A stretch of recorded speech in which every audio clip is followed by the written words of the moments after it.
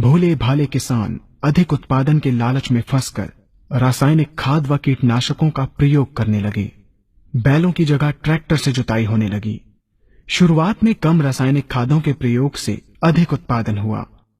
धीरे धीरे रासायनिक खादों के प्रयोग के कारण भूमि की उर्वरा शक्ति क्षीण होने लगी, जिसकी वजह से उत्पादन घटने लगा तथा फसलें कमजोर होने लगी। फसलों के कमजोर होने के कारण उनमें रोग व कीट लगने लगे। रोग व कीटों से फसल की सुरक्षा के लिए और अधिक कीटनाशकों का प्रयोग होने लगा। एक तरफ ज्यादा उत्पादन के लिए अधिक रासायनिक खादों का प्रयोग होने लगा, वहीं दूसरी तरफ फसलों को रोग व कीटों से बचाने के लिए अधिक विषाक्त कीटनाशकों का प्रयोग बढ़ गया, जिसके कारण उत्पादन लागत बढ़ी और किसान को लाभ कम होने लगा, बल्कि छोटे किसान कर्ज में डूबने लगे। धीरे धीरे भूमि की उर्वरा शक्ति क्षीण होने से भूमि बंजर होने लगी। रासायनिक खाद व कीटनाशकों के कारण खाद्यान्न भी विषाक्त हो गए तथा जलवायु भी प्रदूषित हो गई, जिसके कारण मानव पशु पक्षियों के स्वास्थ्य पर प्रतिकूल प्रभाव पड़ा, जिसका परिणाम आपके सामने है। मानव स्वास्थ्य पर रासायनिक खादों के पड़ने वाले प्रभाव को आप ऐसे समझें। जब किसान फसल में रासायनिक खाद डालता है तो रासायनिक खाद में उपस्थित विषाक्त रसायन जल में घुलकर सबसे पहले जल को प्रदूषित कर भूमि के अंदर उपस्थित केचुए व सूक्ष्म जीवाणुओं को मार देता है।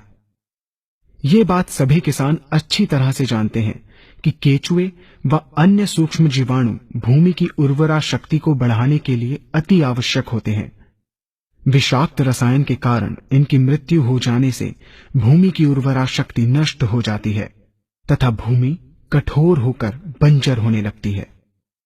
रासायनिक खादों के विषाक्त रसायन पानी के माध्यम से अन्य खनिजों के साथ फसल के अंदर पहुंचकर फसलों को विषाक्त बना देते हैं। बाद में जब खाद्यान्न के रूप में मनुष्य या अन्य पशु इन्हें खाते हैं तो ये विषाक्त रसायन मानव स्वास्थ्य पर बहुत ही बुरा प्रभाव डालते हैं तथा मनुष्य के अंदर तरह तरह के रोग उत्पन्न करते हैं। जब हम जैविक खाद का प्रयोग भूमि पर करते हैं तो जैविक खाद पानी में मिलकर पानी को प्रदूषित नहीं करती।